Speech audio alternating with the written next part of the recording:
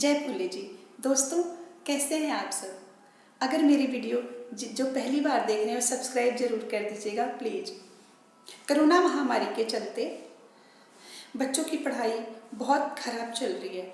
College school काफ़ी time से बंद पड़े हैं। घर में रह के बच्चे ढंग से अभ्यास भी नहीं कर रहे हैं। पढ़ाई ऑनलाइन कितनी होगी, जितना पढ़ पा रहे हैं बच्चे पढ़ रहे हैं, लेकिन बाकी टाइम ऐਵੇਂ ही गुजार रहे हैं। लेकिन उस बाकी टाइम में अभ्यास करना बहुत ज़रूरी है। अगर अभ्यास रहेगा तो स्कूल कॉलेज खुलेंगे और महामारी भी हमारे देश से जाएगी। स्कूल कॉलेज खुलेंगे तो जब टेस्ट हो, पेपर हो, परीक्षा हो तो बच्चे अच्छी परीक्षा पास कर सकें। इसलिए अभ्यास करना बहुत ज़रूरी है। तो इस अभ्यास के ऊपर आइए मैं आपको एक कहानी सुनाती हूँ जो हमारे पुराणों में लिखी हुई है।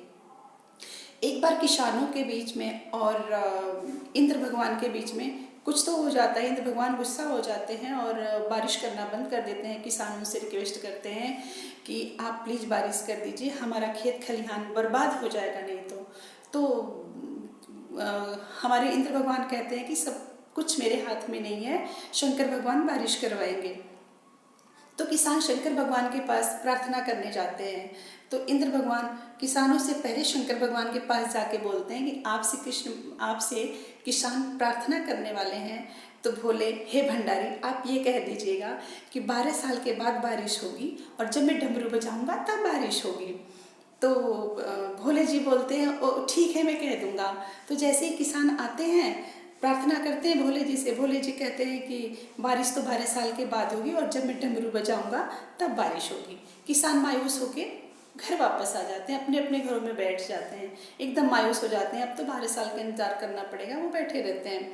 उनमें से एक किसान अपने खेत में जाके हल चलाता है, बीज बोता है, जो पहले करता था वैसे ही सारा काम करता है। तो बाकी किसान उसकी हंसी उड़ाते हैं कि ये बेवकूफ़ है, पागल है, जब बारिश होगी नहीं तो इतनी मेहनत करके फ़ायदा क्या है। तो वो बोलता है कि मुझे मालूम है बारिश नहीं होगी, मेरी फसल भी नहीं होगी, लेकिन अगर मैं घर में बैठ गया आलसी बन जाऊंगा, निकम्मा बन जाऊंगा, मोटा हो जाऊंगा, मैं किसी काम का नहीं रह जाऊंगा। खेत में बीज कैसे लगाना है, खेत कैसे करना है 12 साल में मैं भूल जाऊंगा। इसलिए मैं अभ्यास कर रहा हूँ।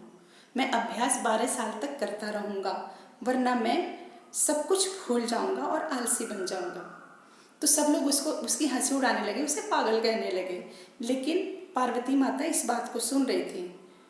वो बहुत चिंतित हो गई। उन्होंने जाके भोले जी से बोला कि हे स्वामी, 12 साल में तो आप भी डमरू बजाना भूल जाएंगे, तो आपको भी अभ्यास करना बहुत ज़रूरी है। तो भोले जी बोले कि हाँ पार्वती, तुम बिल्कुल सही कह रही हो। उन्होंने डमरू उठाया और डमरू बजाया। जैसे ही डमरू बजा, बारिश होने लगी। बारिश होते ही वो जो किसान अभ्यास कर रहा था उसके खेत में हरियाली आ गई, एकदम हरियाली आ गई और खेत पूरा हरा भरा हो गया। बाकी किसान देख के अचंभित रह गए, अरे भोले जी का डमरू तो 12 साल के बाद बजने वाला था, अभी बज गया और इसका तो खेत हरा भरा हो गया बिल्कुल। वो एकदम पछताने लगे, काश हम भी अभ्यास करते तो आज हमारा भी खेत हरा भरा होता। तो ये कहानी एक सीख देती है कि अभ्यास करना बहुत ज़रूरी है। हमारा जो ये महामारी कोरोना चल रहा है, ये 6 महीने में, 1 साल में, 2 साल में, 1.5 साल में, कभी ना कभी इसने तो हमारे देश से जाना है। कॉलेज खुलना है, स्कूल खुलने हैं, टेस्ट होना है। तो अगर अभ्यास किए रहेंगे तभी तो जाके कुछ लिखेंगे ना।